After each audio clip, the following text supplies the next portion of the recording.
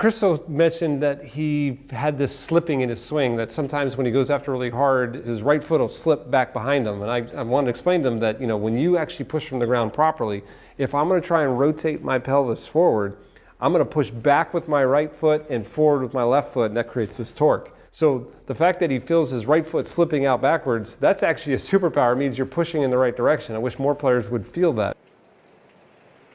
With driver.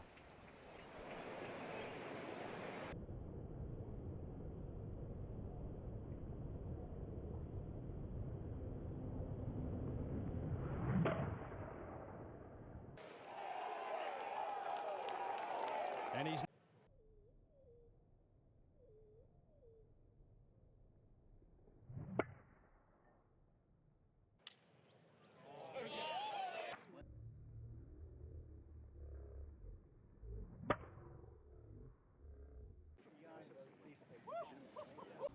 Hey guys, Dustin here with Hogan's Approach. So we just heard Dr. Greg Rose talking about one of the younger kind of up and coming stars on the PGA Tour, talking about his ground reaction forces and talking about what he thought might have been an issue in his golf swing with that right foot kind of sliding backwards, and then Dr. Rose explaining, this isn't actually a problem. This is a superpower. This is what you optimally want to see in your golf swing, as this left foot is kind of pushing forward and away during the golf swing. The right foot is pushing backwards, okay? So your left foot is pushing, what would be towards the camera right now, as you're braking and working in your downswing, and this right foot's pushing backwards, and that's what's creating the torque in your pelvis on the downswing. So, how do you train that? And me kind of being a follower of advanced ball striking and some of the stuff that Bradley Hughes does, and then, you look at all the really good instructors kind of in this era. E.A. Tischler is another great guy that I really enjoy working with. They all have their own kind of drills for training ground reaction forces. And one of the best ones that I like doing, and Bradley Hughes actually has a product for this, it's called the Down Under Board. You can see that all across the PGA Tour, guys on the range using that, working on those ground reaction forces.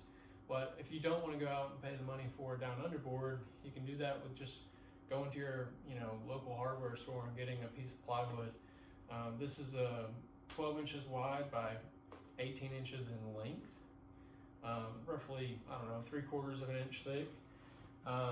Just a piece of plywood, and this is something that I use, and you can cut it to whatever length you kind of prefer. I like it a little bit wider than my normal stance. This is a 5-iron, so let's just kind of hit a few here, and you can kind of see.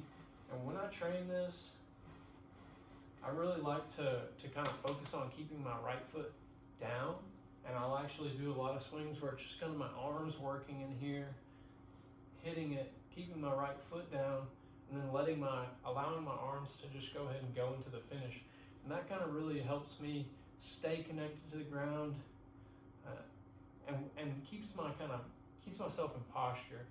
A lot of people that aren't really connected to the ground and using those ground reaction forces optimally will struggle a lot with some of the early extension and stuff that we see, just some of the timing of those horizontal reaction forces, some of the verticals, and then some of that torque. So this is just kind of an optimal way that you can train this at home or on the range, using a board like this. And again, like I said, I like to do it and just focus on kind of keeping my right foot down the entire time through the swing. That way I'm able to kind of stay in the ground and keep those forces, kind of keep working into those forces. So let's hit a few. I'll kind of demonstrate how I do this. Pretty good there.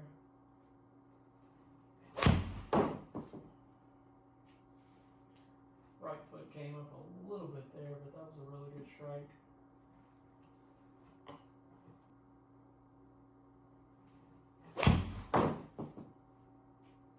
A little bit off off the heel. But again, can't really argue with the direction. Keeping that right foot kind of down through the strike, letting the arms come up. Let me know what you think of this drill. Leave comments below if you have any questions, and like and subscribe for more.